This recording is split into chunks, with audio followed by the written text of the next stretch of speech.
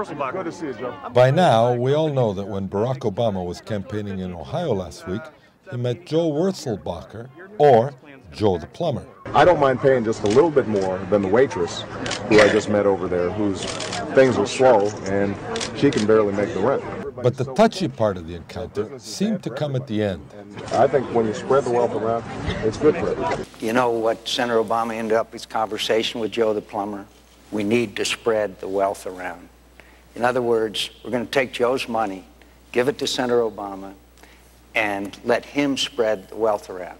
I want Joe the Plumber to spread that wealth around. You told him you wanted to spread the wealth around.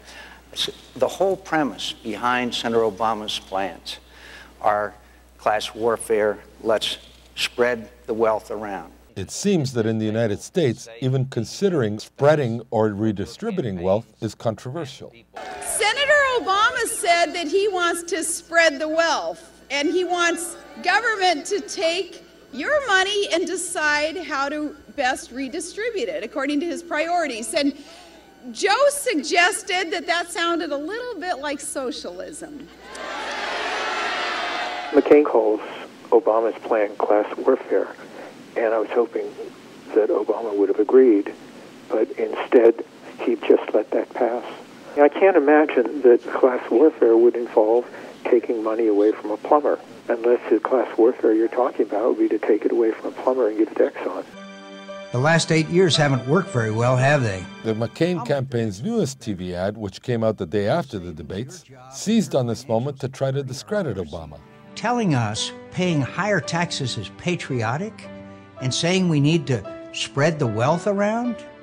But do people in the United States still look at this as a negative?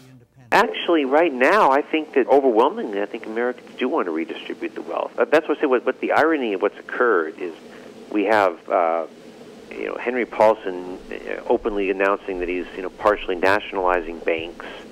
We have U.S. foreign policy in a position that Noam Chomsky would appreciate in terms of the decline of U.S. hegemony around the globe. It's quite an accomplishment that George W. Bush has pulled in terms of implementing some of the things that would never be politically possible. If Barack Obama talked about nationalizing banks, he would have been seen as not a viable candidate a year ago, right?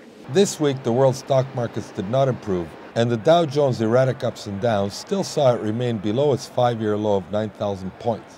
The McCain campaign, though, still advocates that the neoliberal free market idea of tax cuts and reduced spending are the answers to economic woes.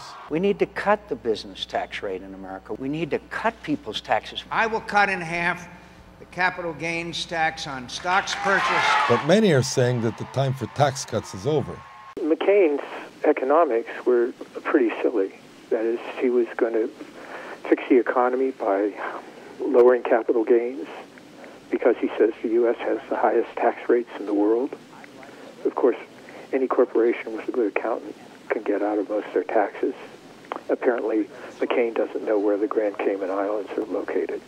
Economist and author Jeffrey Sachs explained the position on CNN last week.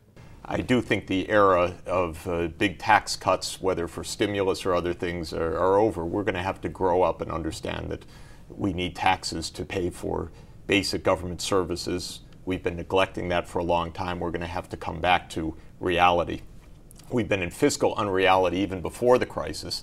Now the crisis is going to make all of this more dramatic. The scope for big tax cutting, the McCain ideas are absolutely surrealistic. They are completely outside of anything sensible.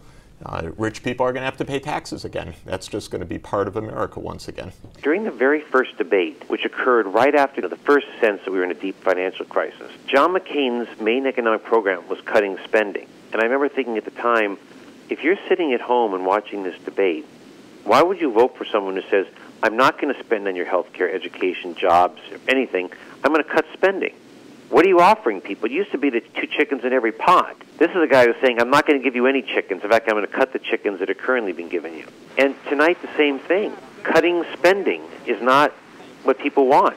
The only constituency for that are Republican millionaires.